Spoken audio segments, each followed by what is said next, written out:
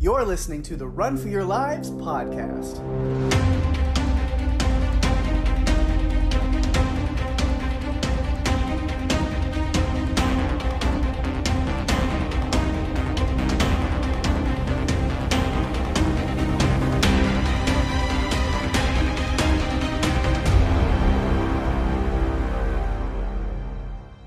Hey everyone, welcome to the show. I'm Daphne. And I'm Pake. And this is the Run for Your Lives podcast. This episode is the New Zealand comedy horror film Black Sheep, written and directed by Jonathan King and released on March 29th, 2007. You know, somehow I think after the last two episodes of these really dark and dreary movies that we've looked at, I think this one is going to give us an opportunity to laugh a heck of a lot more. Yes, that was... I mean, yeah, so like to come off the heels of two really heavy, dark, deep, emotional movies that we've covered, which, albeit, you know, good movies, great movies, I loved them both a lot. But it is a nice change of pace to just watch something just incredibly absurd and goofy and just have a good laugh. So, definitely needed. Yeah, it really is. Absurd is the perfect adjective, because this movie is all kinds of crazy and silly and hilarious, all wrapped up into one. It's funny, though, because after we recorded last week's episode, which was, of course, A Quiet Place, I felt this driving urge to go back and rewatch some of my favorite Office episodes. Oh, nice. So that gave me a little bit of fun and happiness. So that's what I said last week, was it's hard to, you know, take Jim Halpert out of that a little bit. And so you're like, yep, there's still a little bit of Jim in there that you needed more. Yep, I needed some more. So I went back and watched a couple of my favorites. Like The Dundies, I think, is one of my favorite episodes. Was so much fun. Casino Night, I like for another reason. And then The Dinner Party. You can't, come on. I just watched Phyllis's Wedding this week. Oh, I did not revisit that one, but that is another one that's really fun. Yeah. Do you have a favorite episode? Oh, that is such a hard question, because there's so many great episodes that are just like, I know, all over the place. Oh man. It's really hard. That is really hard. That is extremely hard.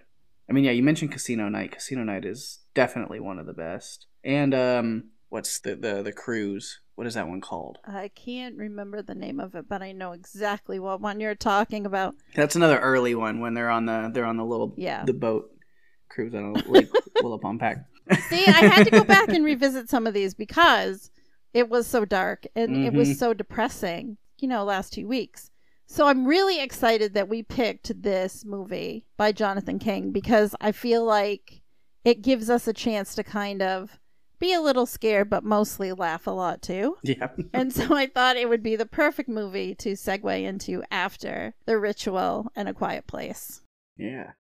The interesting thing, though, about this is Jonathan King has only ever directed 3 films. He hasn't directed anything since 2014. Interesting. Yeah, really interesting. The film originally premiered in September 2006 at the Toronto International Film Festival as part of a series they call Midnight Madness, which I thought was neat. Bet that's fun. Yeah, it's called Midnight Madness, so it must be like something they do like later at night or something. But that would be a lot of fun to go and watch some of these, more independent type movies. Yeah. Because I found a lot of gems in that, basically. I think that you can find in some of those little sets of movie releases, you can find some really fun ones that get overlooked at the box office. And this one definitely was overlooked at the box office because it only grossed $5 million. And I couldn't find any information on how much it cost to actually make the movie. But it was interesting that it was filmed in New Zealand, obviously, on farms that were in and around Wellington and also Wairarapa, which is kind of an area in New Zealand, like a whole area, not a town or a city. And the special effects were done by Wite Workshop, who also worked on The Host, which we covered a few weeks ago. The movie itself is 86 minutes, so it's 86 minutes of hilarity. Yes. as far as I'm concerned. And Pake, why don't you give us a synopsis of this really interesting and entertaining movie? All right. The quick synopsis is: an experiment in genetic engineering turns harmless sheep into bloodthirsty killers that terrorize a sprawling New Zealand farm. And boy, don't they. Yep. So scary and funny at the same time. Yeah, definitely. So before we jump into certain topics and stuff and really break down this movie, do you have any kind of just initial thoughts about the movie as a whole in general? You know, I haven't watched this movie in quite a while.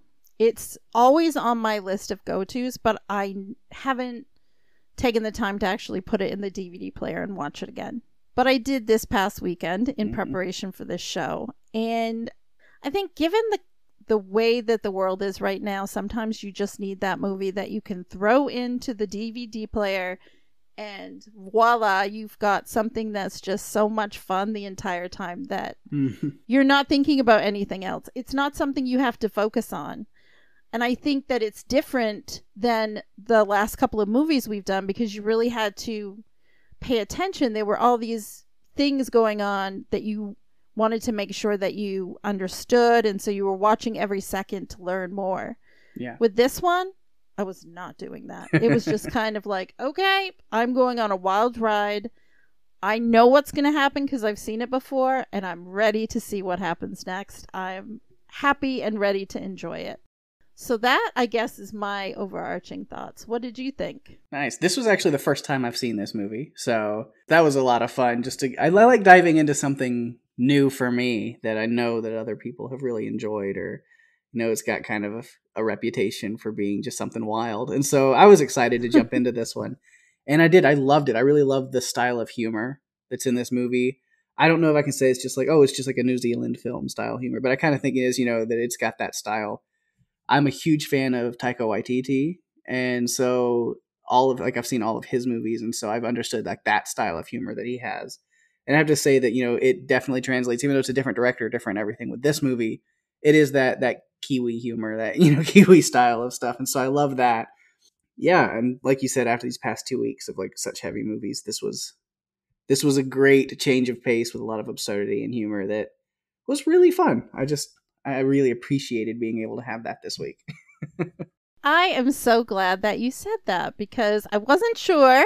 Having seen it before, and when we were talking about, well, what movies will we cover, because we planned this out, I wasn't sure how you would react to it for sure. So I'm really glad to hear you say that you enjoyed it a lot. And someday we will get to one that you've seen and I haven't. Oh, yeah. So that eventually we'll get there. Eventually we'll get there. I'm also a big fan of Taika Waititi, and though similar style, it also was kind of off the rails. Yeah. In some parts. And some of it was so over the top that I could not even contain myself. I was laughing so hard. It wasn't afraid to poke fun at itself, I guess you could say. Yeah. And I just enjoyed it so much. It knew exactly what it was as a movie. Exactly. And it didn't apologize. Yep. I'm really happy that we're covering it this week because I think it's just what we need to have a little levity and a little fun. Be a fun conversation this week. I'm looking forward to it. So since I said I'm looking forward to it, let's jump in. Let's go ahead and start talking about this movie. All right. That sounds great. All right. And I think we should go ahead and start with the main point, the main view of this movie, which of course are these killer zombie sheep and some of my favorite moments of them. Yeah, they definitely, the funniest moments of this movie were sheep related, of course. There's a lot of great sheep moments. There's a certain scene that's just like this, like certain things that could happen one after the other that each one made me laugh harder than the last. To where I was just literally had to like stop it in my notes. I was like, holy shit, this is hilarious. Like I just am, it was killing me. Because like at first that scene, it's the scene where they're in the truck after they're leaving that like farmhouse, and they get Henry and Experience, which is such a weird name, but hey, she's a hippie, whatever. I know. They get into the truck and Tucker's getting them into the truck, and then there's a sheep in there with Tucker, and he's like fighting the sheep as they're driving. And it was actually really tense and scared for a second because I'll go ahead and say on the record, Tucker is my favorite character of this whole movie. Oh, he was fun. He was so much fun. I was like so tense because like, no, he's going to get bit. He's going to get, you know, which he did. And I was like, oh no, but they worked it out. Yeah. It's okay. But, but so it was a little tense and nervous there because I was like, don't you do anything to my boy Tucker already this early in the movie. He has already stolen my heart and my soul. Don't you do anything to him. But then you get this like, they move it to Tucker's like punching, just socking this sheep in the nose, and it jumps back and then like shakes it off and like cracks his neck like oh, nope, I'm going back at you. Which I thought was funny. And then you get to the point with the chainsaw where Henry's reaching for this chainsaw to try to help out, and he's sitting there just pulling on the string and nothing's happening. And finally, both Experience and Tucker are like, "You gotta prime it. Hit the primer button. You gotta." Henry's so like just has no idea what he's doing. He's so useless in most cases at the beginning of this movie. So he sits there and he primes it and then he pulls on it and it startles him when it actually starts to where he just drops it on the ground off the truck. And of course he there goes the chainsaw. So I'm laughing so hard through all this. And finally Tucker works his way into the bed of the truck, and then they're sitting there and like the sheep is like sitting in the driver's seat. And then so they just bail off the truck and the sheep just runs this truck off the cliffside. That whole series of events, that sequence just got funnier and funnier for me. I was at that point, I was like, yeah, this movie is for me. And I love it so much. Good. I'm glad that you said that. You know, I have a whole list of things that I'll talk about later that is about the ridiculousness of this movie because absurd, ridiculous, insane, off the rails. There are so many things that you can say about it, and they're all meant with just this heartwarming. I mean, I guess heartwarming if you think about this movie. It wasn't a heartwarming movie, but in talking about it, you just have to embrace the ridiculousness. Oh, yeah. And go along for the ride. And I think the funniest, the biggest laugh I had in this movie out of the whole thing wasn't even something that happened in the movie. I cracked myself up.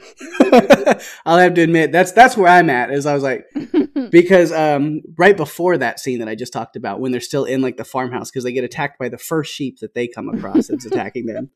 And so they're in that bedroom, and then when the sheep head bursts through the door, I go, here's Dolly, and then I cracked myself up. Oh my gosh, that's hilarious. It's like harder than I had laughed all day long, and so I was like, so that's where I'm at in my life right now. I'm cracking myself up with a stupid joke I make watching a movie. So that is priceless. Oh my gosh. Oh man. But then we had some great moments of like the sheep attacking people and taking out one of the scientists when he goes to drop off all the like offal and the guts and stuff, and then that's when he runs into these sheep. And there's a moment I was like, that is what I was waiting for, is this guy just getting like sideswiped tackled with a sheep flying from out of frame. And I was like, yes, that's what I wanted. It's like this movie read my mind and delivered exactly all of my hopes and dreams. I was like, this is great. Every time it did. And you thought it couldn't get more ridiculous, and it did every time. Oh, I know. And it was just great. It's exactly what I needed, because I watched it on Sunday, and I just forgot. Like I said, I forgot just how absurd it is. And I loved every second of it. Because then you get to the people who have been bitten by these sheep, but not killed, who then, it's the zombie movie, and then these people come back as like half... Is that what the term sheeple refers to? Is that what this is now? Is that when people say sheeple, this is what they mean, right? Is this movie? Yes.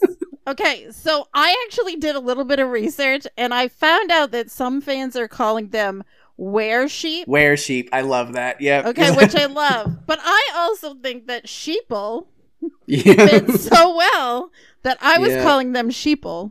Yeah, when they first run into Grant, who's fully like transformed now, and when he's in that like shearing himself, and isn't that I just in my notes I was like, "You've reached the boss battle, giant sheep man hippie zombie." Like, it just made no sense, but it did. Man. In this movie, it made perfect sense, and you're just like, "Oh yeah, of course it's coming. Yes, of course he's shearing himself. Okay, sure, whatever comes next, I'm ready." Yep, just ridiculousness. It's all there. It's all there, and it's all amazing. And then they wrap up, hopefully people who listen to this episode have seen this movie. But even then, I think we could spoil everything about it.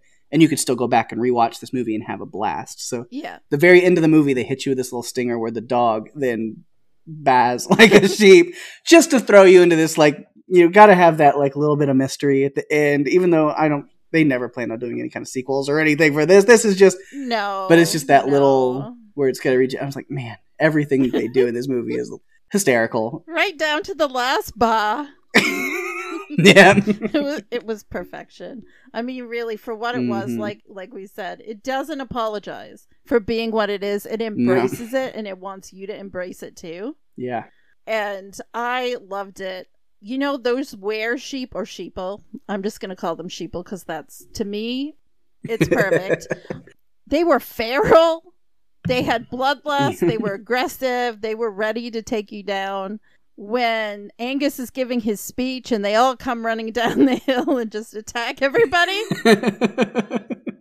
I mean, you can't. It is like zombies, but they're not zombies. They're sheeple or were sheep. And even though the effects were decent, they're okay.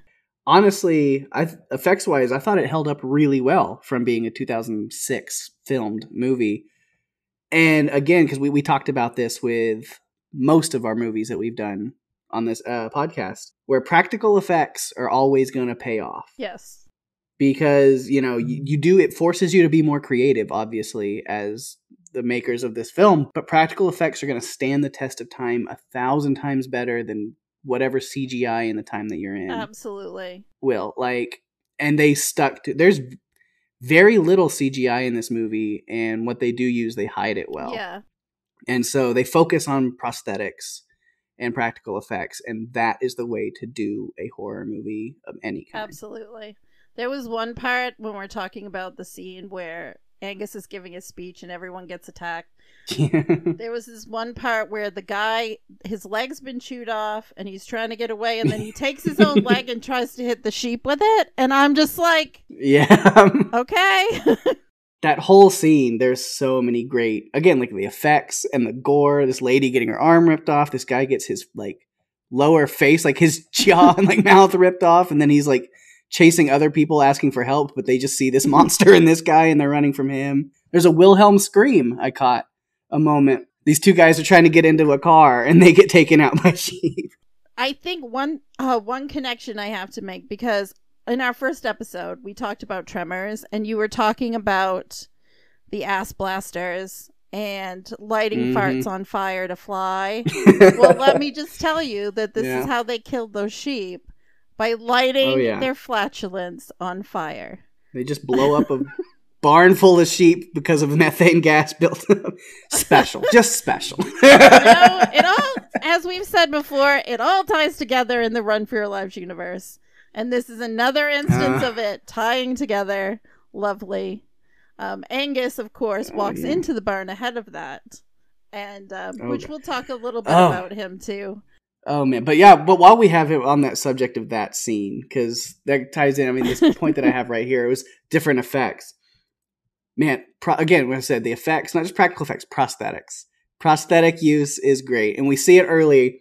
There's a fun prosthetic effect. You have the little zombie sheep baby, Patient Zero, whatever it is. It started this whole thing that's like biting onto Grant's ear and he's stretching it all the way out. And he's got that rubber prosthetic ear stretching all out. And then, when Angus walks into the bar after that great, you got to have a plane propeller slicing scene. Always. It's great. Always. So he walks in naked because he's now transformed back into a person.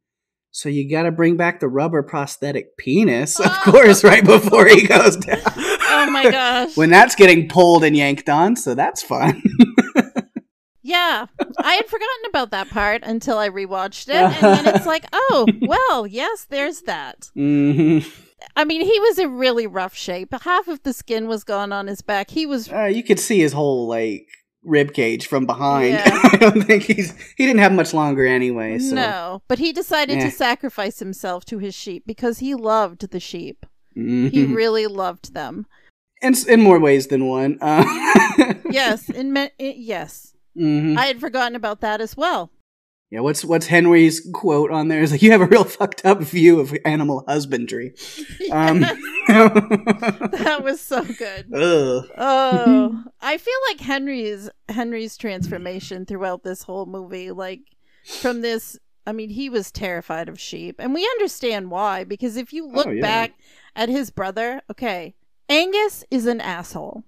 Oh, yeah. Plain and simple, what he did to Henry by killing his sheep Dudley. I'm not surprised after that Angus was doing all of these experiments, because he's just a horrible, cruel person. A psychopath. Psychopath. I mean, just crazy. Who does that? Which I was kind of confused at the beginning when like Miss Mac comes in to tell them about their father's death. I'm like, oh, so you're just not going to mention anything about this kid wearing the blood and carcass of his brother's like favorite pet sheep? Like that's an afterthought. He even had a name. His name was Dudley. Uh-huh. And you know what? It's funny because Mrs. Mac actually introduces us to the fact that Henry was like a champion sheep shearer. Oh, yeah. And so... Well, we see him at the very beginning of the movie because it's the little, like the young kid versions. It's of Henry and Tucker riding around with Henry's dad, like, you know, corralling these sheep, and they have the dog, and you kind of see that he was really great as a, like, sheep farmer in the making until his douchebag brother, psychopath brother, traumatized this poor kid for life. Can you imagine? I mean, that... I have to think that if Henry's father had not passed away, that there would have been some hell to pay about that, what the brother did. You know, Angus is just awful, and I didn't like him right from the beginning. Oh, yeah. Which I noticed at the beginning of the movie, he's wearing a leg brace, and I was like, that's going to come back into play, and then it never did, so... Nope. I don't know what that was about. I don't know, because I was like, oh... Before I realized they're going to do a time jump and stuff, thought maybe like these kids would be a part of the movie. Like, yeah. And so I thought maybe even when they time jumped, I was like, maybe he still has a like bum knee or whatever. So that'll be his downfall. And then they just never came back to that. Nope. So that was kind of weird. Nope, nothing. One of those unanswered questions from the mystery of Black Sheep. Yeah. But yeah, no, I'll agree with you. Angus is just evil. Pure evil. So evil. I mean... And going through all of that. He still wouldn't shoot his own brother. I noticed that. But then he let him fall into a awful pit, which was just, I'm going to say it, awful. Yeah. Awful. Literally. Literally awful. Yeah. What I felt about Angus is he already was kind of a psychopath, but then one of the things I wrote down was Angus transforms into the monster that he is. So I feel like the monster he is on the inside, he becomes on the outside. Yeah, he gets to have this like sheep hulking out transition moment, which was pretty interesting. I'm not sure he minded it though. I mean, he really was all about the sheep. Yeah. Again, in some other ways. Yes. I mean, because that's what we find out is this whole presentation stuff is he has like this sheep of the future. And I'm like, what is that even supposed to mean? And then it's the Oldfield species of sheep that we find out is because... they're made with actual, like, mixed with the human DNA of him. Exactly. Yeah. He's not even aware either that Dr. Rush is doing all these other experiments, too, because she's, like, working on antidotes and all of this other stuff. I'm not really sure Angus knew. No, I don't think so. I think that was a surprise that all of this extra stuff was going on. But at least she had an antidote because it came in really handy for your friend Tucker. Yeah. It did, because I was kind of scared that moment, because I was like, evil scientist lady is dead, and she deserves it. Con, she's the only one that had like the antidote, so no, Tucker! But then I was like, oh yeah, but he also overheard her conversation, so he knew about it too, so that's good, that came in. Yeah, so save Tucker, and Tucker actually saves the day, which we'll talk about too. Yes. I felt so bad for Henry, because I feel like we kept learning all these little things, like, we knew the catalyst that put him over the edge, and he even tells us that he has ovinophobia, which is the fear of sheep. Mm-hmm. But we also learned that his mom died in childbirth. That's something else. Yeah. And it was his therapist who told him to go back to the farm and face your fears, that it's not just about the sheep, it's about all these other things. And it's true, because it isn't just about the sheep. The whole thing with Angus killing Dudley and his father's death, those were the catalysts that made him afraid. However, the deeper issues are about his brother and farming. And it's sad to think that he was so into being a farmer and then his brother destroyed that. Yeah. By making him run away from probably the one thing that would have made him feel like himself. Instead, he's terrified. Mm-hmm. And you could tell from the beginning that Henry did not want to be there. He did not. He was so scared. And the actor that played Henry, Nathan Meister, I think is his name, he did such a great job of just being over the top terrified all the time. Oh, yeah. But we did see him throughout the movie start to move away from the guy with the throwing the chainsaw over the side of the truck. Yeah. And then experience does this cognitive behavioral therapy on him to get him to come out of the house and even get into the truck in the first place. Yeah, this whole, you are a tree. Feel your roots and your chakras and all. Which is great, though. And then he got to turn that back on her a little bit when climbing through the little cave to get out of that awful pit. And he starts, you're a tree, and feel your, and she's like, chakras? And but he works her way through it, too. They had this unique little relationship going. I think that she was the right person for him to have around at that time. Because he needed someone to help ground him because he was just terrified. And the reason that they went up to that cliff area was because Mrs. Mack arranged for Tucker to take him up there because he hadn't really been there, and that's where his father died. Yeah. There were these few, even though we've been laughing a lot, there were these more serious moments like Mrs. Mack wanting him to address these fears, which kind of continues on from what the therapist was trying to get him to do. And he kept calling her. I mean, every time a sheep came by, he was reaching for the phone, like... Yeah, he was terrified. When we first see him as an adult and he's sitting in the taxi and the sheep are all around and the driver is just waiting and he's just in the back seat, I thought he wanted to crawl out of his own skin. He was so scared. And you just felt for him. It was so, he was obviously traumatized. Yeah. But it's good, it's kind of been a theme in the past few episodes we've done, too. Even though they're heavier movies than this one, that theme kind of followed in. I think we've talked about the same thing for a character in these past two movies, where started very scared or, insecure about something, and then finds this courage and this bravery in this arc throughout. And so that's definitely Henry in this movie. It gets all the way to the point where he decides to go into farming for himself at the end of the movie. Now, granted, it's like organic vegetable farming, but it's a step forward. Yeah, he definitely is not going down the road of what his brother was doing.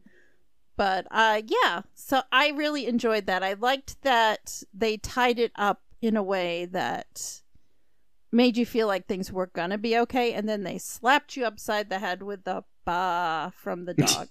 It's like, okay. Who knows what's going to happen, but at least right now, everything's fine. Yep. Oh, man. Well, let's go. Well, we're talking about characters. Might as well bring up my favorite character of this movie, which is Tucker. And I'm not sure exactly why he's my favorite, other than just he's got that, like, chill attitude. And it's just, because he's very funny. It's that, again, that Kiwi humor. Because I look at he's like this Maori character is what he is, where it's like very like native New Zealand kind of guy, and so he's got like just like that very, it's at least like the stereotypical version of that, like the surfer dude, takes nothing super seriously, just let it all go, is real chill and real funny, and he plays that very well when they're first meeting Experience and having these conversations with her. I like when I really know I liked him was when he's telling her the safety's on, no, up, back, down, up, down, so this here. Give it to me. And he does the safety. And then he like goes to give her the gun back. And she's like, and he's like, yeah, right. No, I'm not. Really? You fell for that? Yeah. But I was kind of piecing things together about his character. And I guess what I said is it's kind of like this like local like Maori boy that the family had like hired to help them out. Or maybe he was just a childhood friend of Henry. They were really close, about the same age. I think he was Mrs. Mack's nephew. Okay. Yeah, that's right. Because he says, hey, Auntie, when he comes back in. Yeah. So, yeah. It was like, so he's just kind of this kid, but has been hanging around the farm and is close with Henry. And, he, like I said at the beginning of the movie, he's one of those kids on the four-wheelers with Henry and his dad helping corral the sheep. And so it was good to see that, Angus, with all of his horrible faults, at least kept Tucker around as kind of like the farm manager, the land manager, whatever there. Because Angus wasn't going to do it. So you might as well have somebody who knows what they're doing. Angus was way too arrogant and uppity to be doing any of that sort of thing. Yeah. At least that's how I took him. And then I got real upset when they did find out that Tucker did get bit when he shows off his foot. And I was like, now I'm mad at this movie.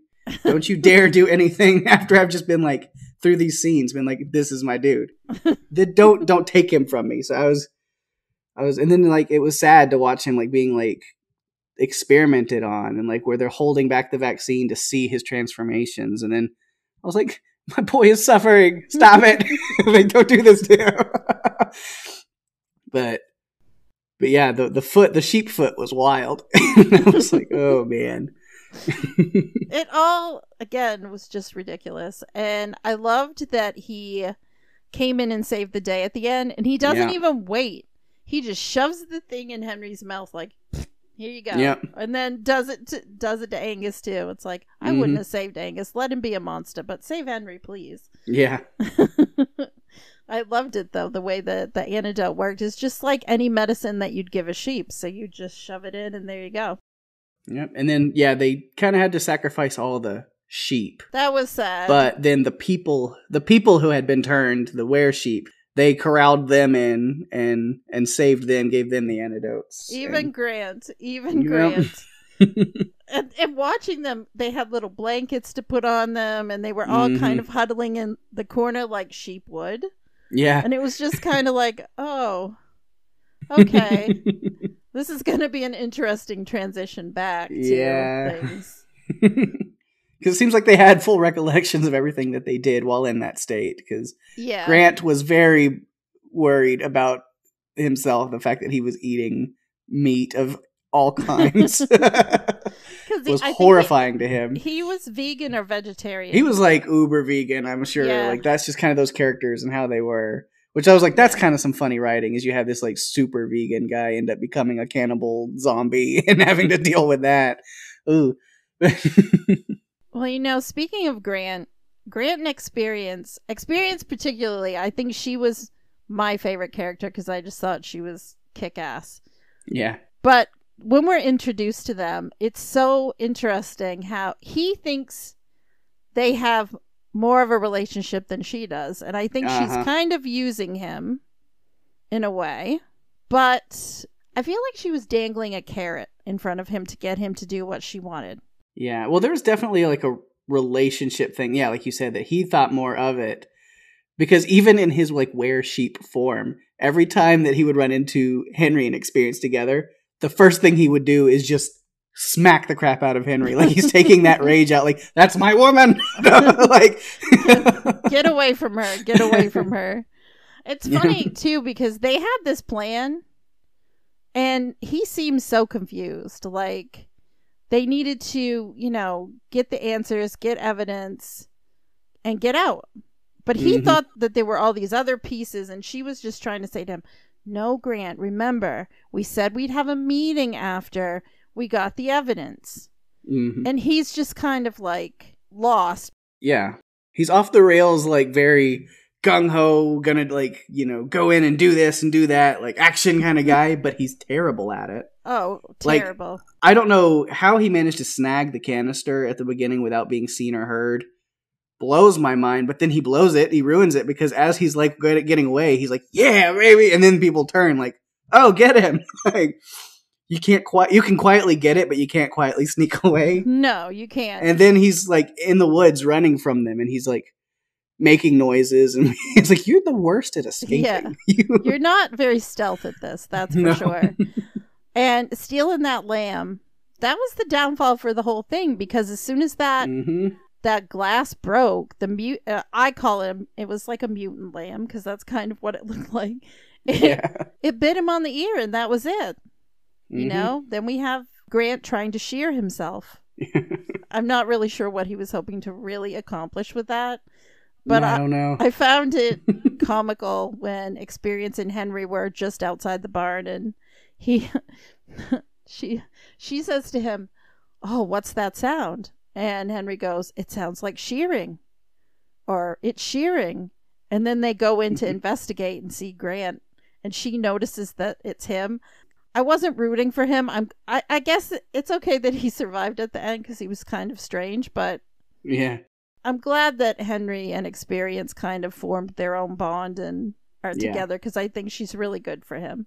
Mm-hmm. She had some of the best dialogue in the movie. Oh, yeah. That, at least I felt that way, and we'll get to that in a bit. Definitely. Yeah, we've got quotes and stuff, which I think there's one more character that we've touched on a little bit, but I think is really fun, is Miss Mac.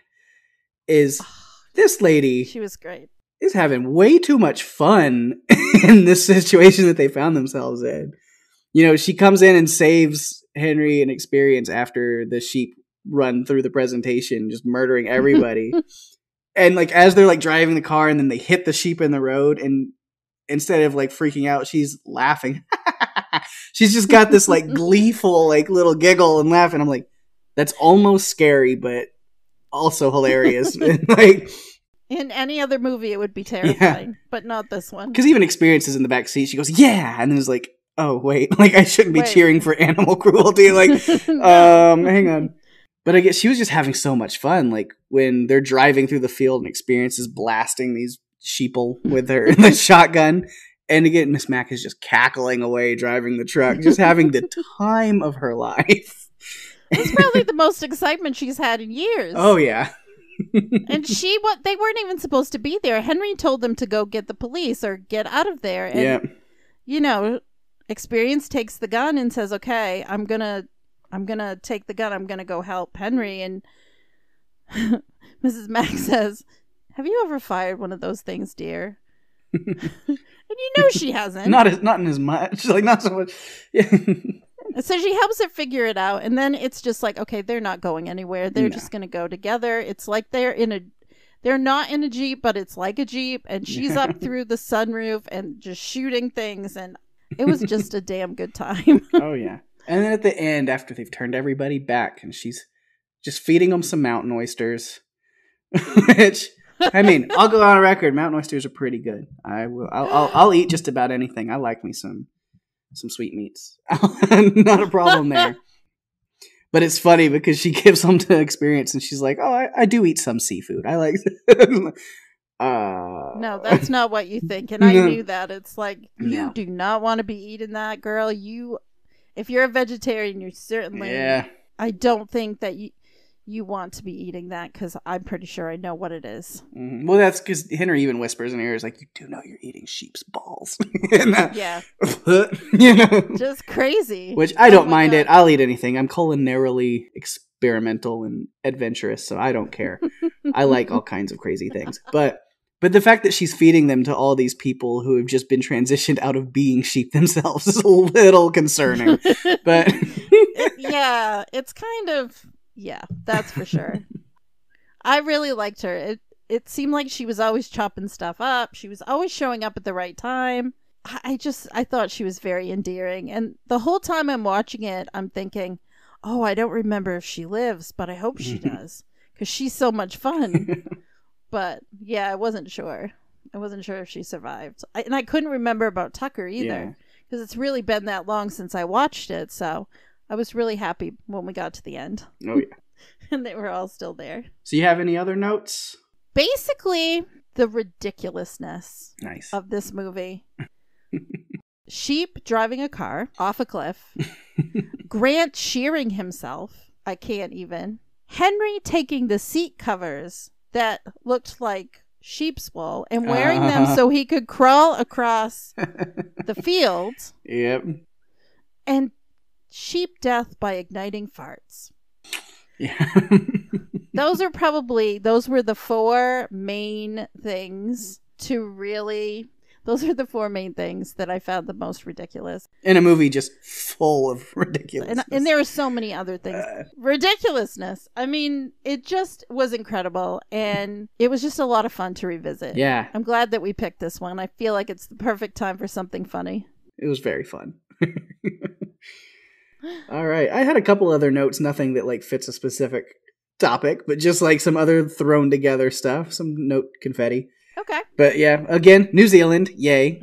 I've never been, but that's definitely the top of my bucket list of places I want to visit and hang out. Absolutely. So it's just beautiful. And so I love anything related to that, and I love watching it.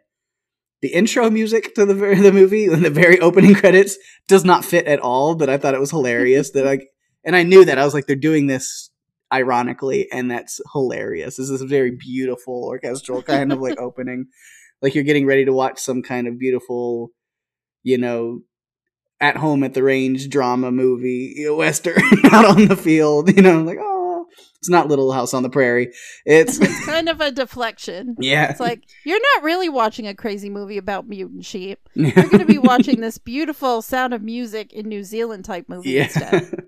And then something I picked up is at the presentation, that was definitely the taxi driver, right? Who just had woken up from his nap and then went in and was eating cake and cookies and sitting there watching everything. Yes. I was like, well, he's making the best of it. That poor taxi driver. I guess the good news, at least, is Henry doesn't have to pay that ridiculous taxi tab now. No, I think that's yeah. That's a moot point now. But yeah, anything else you had? Well, just a couple of things. I learned that it took 4 people to operate Grant's monster sheep suit. Oh, nice. And Jonathan King, the director, did a lot of the noises for the Grant sheep monster, so we can thank him for some of those insane sounds. And King actually had a cameo in it. He was the man looking for his car keys before being attacked by the sheep, which I thought was funny. He was the Wilhelm Scream guy. Yeah, he was. That was his death. And I talked about this at the beginning. Jonathan King has really only directed 3 films, but he does like to work with the same actors because he used Nathan Meister, Matthew Chamberlain, and Oliver Driver in his film Under the Mountain. So I thought that was really neat. Yeah, that's all I had.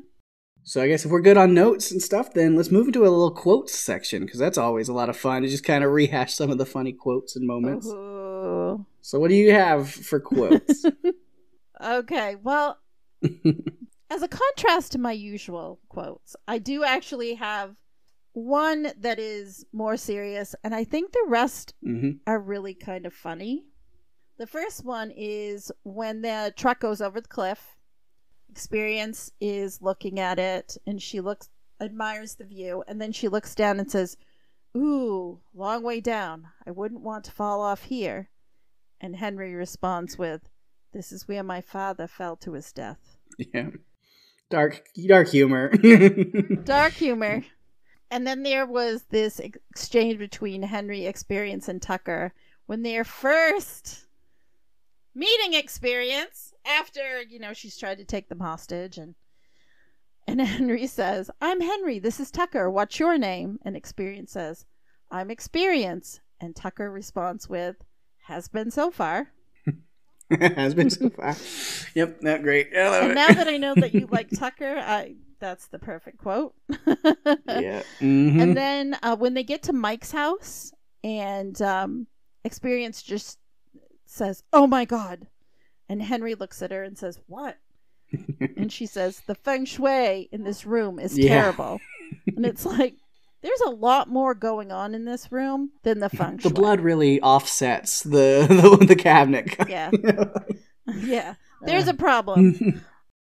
And then at Mike's house, after they've been chased into the room by a sheep, before here's Dolly, which you pointed out earlier, Experience looks at Henry and says, "What's wrong with you?" And he says, "Avinophobia, my therapist calls it."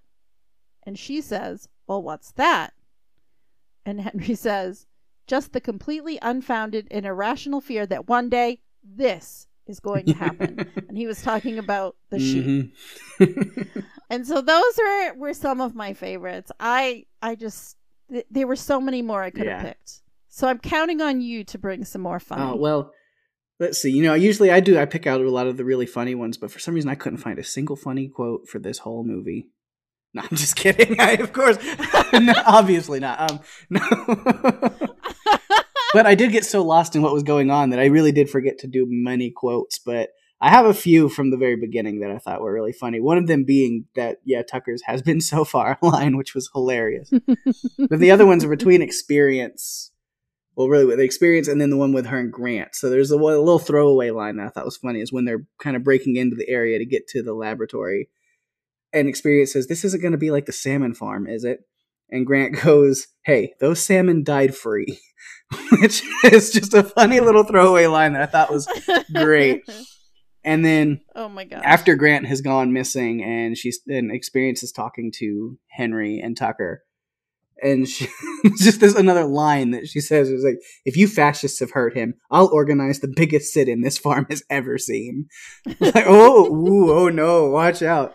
And that's even after they kind of work their differences out and they're getting back to the truck. Experience is just like, there's something I have to do. He's like, I have to do something, whatever. And Tucker's just like, what? Start organizing your sit-in? I would not want to be on the wrong side of her. She seems pretty determined. But yeah, those are about the only ones I had because then once I got past those points in the movie, I was so focused on every other ridiculous thing going on that I wasn't focused on quotes anymore. But it was 100% ridiculous and 100% fun, that's for sure. I really enjoyed it so much. It was great. All right. So, rankings. If we got to rank this movie 1 to 10, where do we land? Again, keep in mind, like I said last week, this is like Whose Line Is It Anyway, where scores are made up and the rankings don't matter. But it's fun just to see where we kind of throw out in our time being.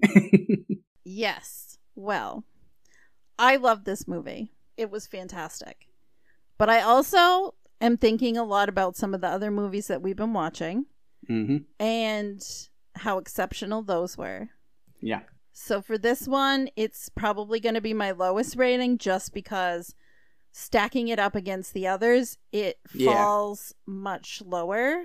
But I still love it. It's one of those movies that you love and embrace it for what it is. Exactly. And enjoy it. So in the end, I gave it a 7.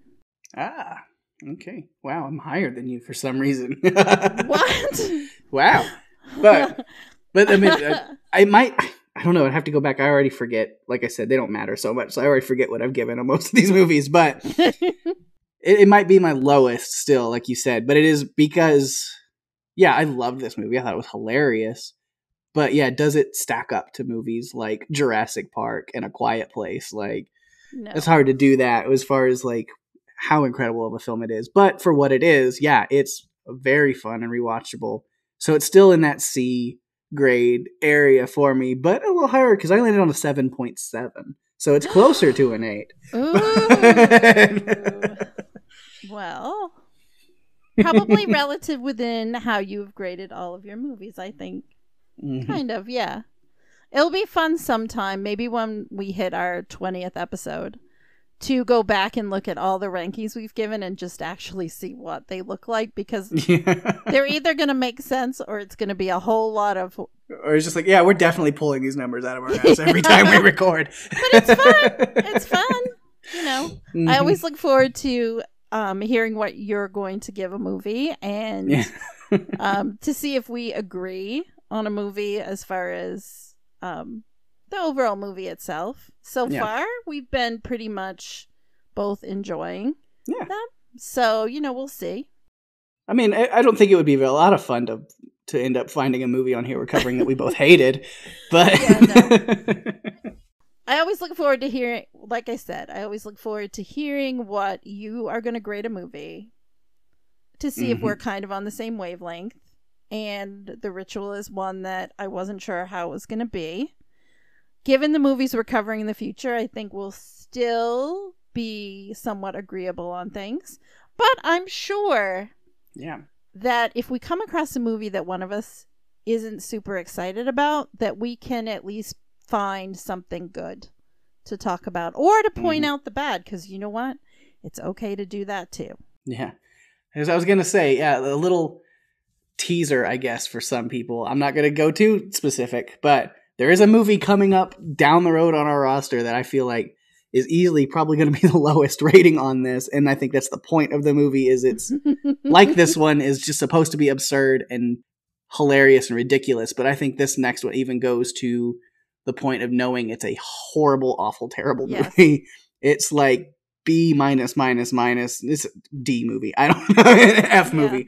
I think it might be an F. But it was a purposefully done that way. So I throw little teasers out there in case anybody might know what it is. But I'm not going to say what it is, but your little hints. The movie was made on a budget of $3,500. Yes. And it will be one of our... here's the biggest tease of all. We have already picked out like holiday specials for the upcoming holidays. And it falls under one of those. And that's the biggest tease I'm going to give and stop there. And I'm looking so forward to it because I've never seen it. Yes, there are a few movies that Pake has seen and that I haven't seen yet. I'm looking forward to it because I've never seen it before. And I'm sure we'll find something to talk about. Oh, yeah. That one's going to be at least we'll have a good laugh at how just stupid it was. So that one... But hey, there's a difference between thinking a movie is just like horrible in a funny way and horrible in like they tried and it did not work. Those kind of movies, because they went into this one knowing they didn't try. The one that we're going into later, not Black Sheep. But again, a movie that doesn't apologize for what it is and embraces what it is. Mm-hmm. I'm down for it anytime. Oh yeah. All right, Daphne, it is time for some feedback this week, and do we have a lot of feedback? And I'm excited about that. We do. We actually have some messages and we also have some audio. We have 3 audio feedbacks. So I'm really excited as well. It's always fun. And I think this movie in particular, because it's such an interesting entry into our podcast, that I'm excited to hear what everyone has to say about it. Although our actual written feedback is not really about Black Sheep. It's about some of the other movies we've covered. Yeah. We mentioned that earlier, that we're always very open to having all kinds of feedback, some from previous episodes and previous movies that we haven't, or that we already have talked about. If you have some later feedback for those movies, or if you want to have some kind of, back and forth conversation about some of the stuff that we said in our coverage of those movies, and you have some feedback for that, we are always really accepting and loving to, we would love for you to send that stuff our way. So that's kind of what we got here. Some people who are catching up on our podcast and listening to older episodes. So let's go ahead and get into it. Daphne, why don't you start? All right. Well, Damien actually had some feedback on The Ritual, which we covered, I think it was 2 podcasts ago. Yeah. And he said, enjoyed hearing you guys break this down. I will say you hit home a bit when you talked about old friends growing apart. Recent events have made me realize that we aren't always meant to stay friends with those from our younger days. I've had a falling out with some of mine. It happens, I suppose. Great podcast, by the way. I will try at some point to give some up-to-date feedback. I'm just catching up with your older ones, which I thought was really cool. Hi, Damien. Yeah. Thank you for sending in your feedback. Absolutely. We love hearing from you, no matter what movies you're catching up on. Hopefully you've kind of caught up at this point, and we can hear more from you as we keep going. And also, Damien did send in another one, going back a little bit further to episode 3, I believe, what we released, is Jurassic Park. Yes. So I'll read that. Okay. He says, wow, did I hear that right? It made $914 million at the box office. That's like 900 million more than Tremors. I will say I learned something new from your podcast, which was not related to the movie. I didn't know Bruce was the name of the shark in Jaws, which begs the question, is that why the big shark in Finding Nemo was named Bruce? Anyway, great podcast, guys. Keep it up. That is a great question, Thanks. Damien. Yeah. I don't know the answer to that. I feel pretty confident in saying that's exactly why they did that. Probably, yeah. I think so. I think so. Mm-hmm. That is really awesome. Thank you, Damien, for all of your feedback. Yeah, and for bringing up Jaws, because hint, hint, wink, wink. Woo-hoo. Maybe there will be something coming up with that on this podcast later. Who knows? Maybe. Maybe. Tease. Yeah. You'll have to stay tuned for that one, folks. Yeah. Would you like me to read the next one? Yeah, take this last one. All right. Yeah. So we have some feedback from Rachel, and this is what she had to say. She said, hi guys, so far I've listened to Cloverfield and A Quiet Place. I laughed out loud when you were talking about John Krasinski and how you kept waiting for him to look at the camera like Jim Halpert. Ha ha, I felt the same way when I first watched it. You should do The Purge, maybe the most recent or the original. Either way, that's definitely a run for your lives movie. This is so great. I'm going to listen to Jurassic Park next. Thank you, Rachel, for sending in your feedback. It's great to hear from you. Yeah, thanks so much. We've had a few people send in some ideas for movies they'd like to hear covered, and we definitely take it all into consideration. We've got a long list of movies to go through, and we've got a lot of ideas we bounce around. Yeah. But we definitely like to take your ideas into consideration and throw it into the mix and see what happens. Absolutely. Mm-hmm. What we've learned in the process of doing this podcast is there really are a lot of movies that make you run for your lives. So we have quite a few to do in the future. Well, we've got a couple of voicemails. Yeah, we've got a couple of people who called in, left some voicemails. All right. Feedback. So let's go ahead and get into those. And I think the first one we're going to do is from our good friend Mark. It is. So let's hear what Mark had to say. Hey, Daphne and Pake. This is Mark. Just leaving you some feedback for Black Sheep 2006. And I just love the idea of this movie of, I guess you would call them genetically engineered were-sheep, or people turning into were-sheep, as it were. I think it was just so funny when it first came out. I thought it's one of those movies you get at Blockbuster, and at that time when that movie was out, it was in Blockbuster. So I was able to rent it back then. It was one of those things that I picked up and I just enjoy. I have this on DVD somewhere. I did watch the YouTube version too because I didn't want to go searching for my DVDs. But I have one cool favorite quote in this movie, and I'll give it to you. And it's, "The feng shui is not good in this place." And that was from experience. I thought that was funny. I love the Henry issues with the sheep due to his experience in the beginning of the film with his brother. It was a great narrative for the film, for the character, and I believe that's how it kind of fuels throughout the whole movie, and you get that cool experience throughout it. You know, how diverse both characters are. You know, Henry going against his brother is trying to do this stuff, and, you know, and everything goes chaos, obviously. And I just found it, you know, Henry being upset about the sheep in the very beginning in the taxi on the way there, told him to roll down the window. That was pretty cool. Favorite moments that I have in the movie, Mike having to eat the rabbit and try and reason with the rabbit as he eats it. I'm hoping I'm getting the right character, but I'm assuming that's who it is. And who's driving? The sheep, of course, after Tucker gets bit, and, but his gumboot saves him. I thought that was pretty funny. The fact that you do see a sheep driving a vehicle.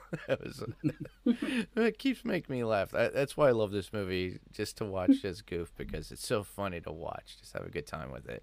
And then the last one be the scene where Experience and Henry see Mega Were-Sheep Grant in the barn shearing himself, and the giveaway is basically his satchel on his side. And I thought that was a pretty cool scene to watch. I really had a good time watching this again, and I just really want to see what you guys have to say about it. I can't wait for the podcast. But, you know, who would have thought about a sheep being a carnivorous werewolf-like kind of beings? Or genetically engineered ones, I'm assuming. I just love the humor in this movie, and I just, you know, you gotta love New Zealand to come up with something like this. You know, it kind of reminds me of Brain Dead by Peter Jackson and how crazy that was. It wasn't to the same off-the-rails kind of movie as Brain Dead, but, you know, it definitely had the humor inside it, and that's what I love about the movie. So I can't wait to hear what you guys have to say. I look forward to hearing the podcast. I'll leave it to you. Awesome. Thanks, Mark. Really appreciate that. New Zealand has brought us so many wonderful comedic things, and this is one of them. So, all right. Do you want to transition to the next one from our good friend Steve? Let's do it. Wow. What a beautiful view. Hey, Pake and Daphne, this is Steve, and this is for Black Sheep. That's an hour and a half of my life that I'm never going to get back. Thank you very much. I don't even know what to say. Like, crazy movie. you guys pick the weirdest movies to run for your lives from. Let's see. I can pick out a couple of moments. I think I don't even know where to start. Was that Grant at the end? I guess I'll ask that question first off. Was that Grant? Because it didn't make any sense to me. It looked like Grant, but it didn't say it was him, so maybe not. I don't know. Yeah, it was a movie. I'll give it that. Talk to you later. I don't know what to say, Steve. Should I say you're welcome for putting you through that, or I'm sorry? I don't know. No. Love your feedback anyway, that you're still willing to send it in and listen to what we've got to say about that film. It's a lot of just ridiculous fun, I think. Yeah. It's not a movie that is going to be up for an Oscar. It's a movie that you watch when you need something just to be there, I think. Mm-hmm. And I do think that was Grant at the end being, returned to normal and then going out into the paddock with the rest of the humans that were being turned back into humans. Yes. Well, we got one more voicemail, and this one is perfectly fitting, and I can't wait to get to this. It is from our good friend from New Zealand, Anwin. And here we go.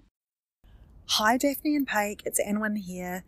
I'm so glad that you're covering Black Sheep, such a classic Kiwi low-budget horror movie, combining the humour of our farming community and our love for horror, going back to Peter Jackson with Bad Taste and Brain Dead, which I think was called Dead Alive in the US.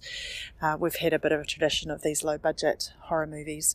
I love this one. There's so many gross moments, like when the baby lamb is chewing off that guy's ear. It's just hilarious. I'm quite keen to hear what you guys think of the humour.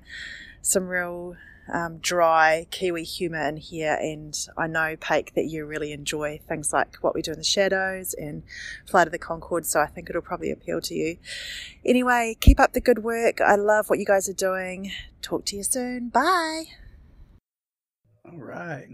Thanks, Anwin. And yeah, as you've picked up on listening to this podcast episode and everything, I'm a very big fan of the New Zealand dry Kiwi humor.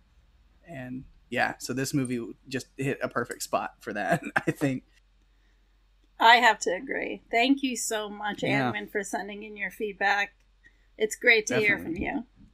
We are always happy to hear from you anytime you want to send in anything, even if it's just to read us the weather report for the day where you're at. I'll listen to that for as long as I can. Absolutely. Thanks to everyone who sent us feedback this week. We love hearing from you guys. It helps us know what you're thinking about a movie so that, it's just kind of cool to know what you're thinking. Absolutely. After we've covered a movie. All right.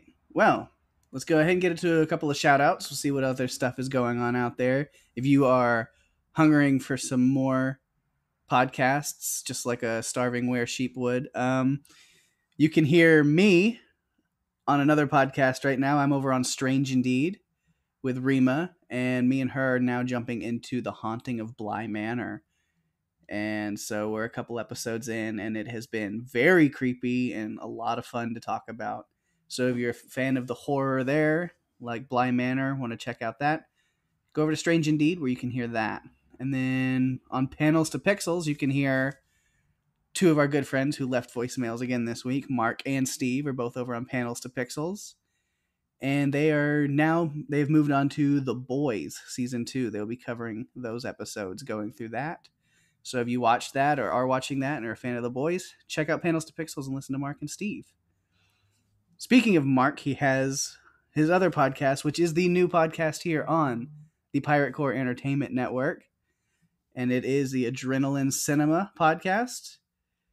And I think the latest episode he did Top Gun with Rima, who I am podcasting with over on Strange Indeed. But the newest episode that will be coming up soon, you can listen to, is one with our very own Daphne right here. So why don't you go ahead and tell them what you're going to be doing with Mark on Adrenaline Cinema.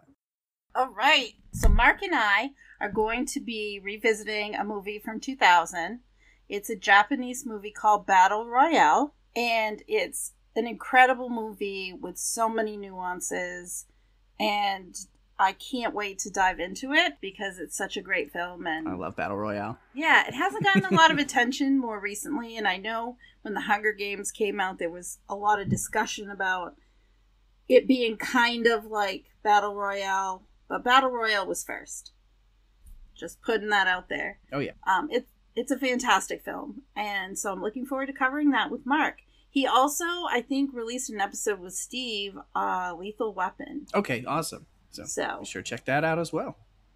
Yeah. And then, Daphne, why don't you go ahead and also tell us what we've got going on next on this podcast here for Run for Your Lives. All right. On this podcast, we're actually inviting our friend Mark to guest with us next week to talk about a 1997 film called Dante's Peak. So we're heading into the disaster realm a little bit, and it's a Pierce Brosnan, Linda Hamilton film. It was directed by Roger Donaldson, and it was released on February 7th, 1997. It's one of my favorites, and I'm looking forward to breaking it down with you guys. Yeah, it'll be a good one. So, for anybody else who'd like to submit some feedback, theories, ideas, thoughts, anything to us, you can do so by going to our Facebook page at facebook.com/runforyourlivespodcast. You can email us at runforyourlivespodcast@gmail.com. You can find us on Twitter at RYFL Podcast, Instagram at Run For Your Lives Podcast. And if you're enjoying the show, please tell your friends, spread the word, spread the good news of Run For Your Lives. They can find us anywhere on Spotify, Apple Podcasts, Stitcher, anywhere that podcasts are available. And we are also on YouTube now as well. We are. So you can search for Run For Your Lives Podcast on YouTube. I don't know if we can actually have an official URL on there until we get enough downloads and subscriptions and all that. So right now, I think the best way to find those is we will link some of it. I think we've got a link to our YouTube stuff on our Facebook page. And then also, if you can just search Run For Your Lives Podcast and maybe the name of the movie you're looking for, you can go back and listen to any of our episodes on our YouTube page. And that way you can share them to other people you think might like certain episodes about certain movies. Absolutely. Yeah. We have to have a certain number of likes before we can get what's called a vanity URL. So for now, you just have to search for us. Or if you go to our website, we do have a link on the website. All right. And that website there is runforyourlivespodcast.com. Just in case anybody needed to know that. So you have, links to all the socials, all the podcast players, YouTube, everything is right there.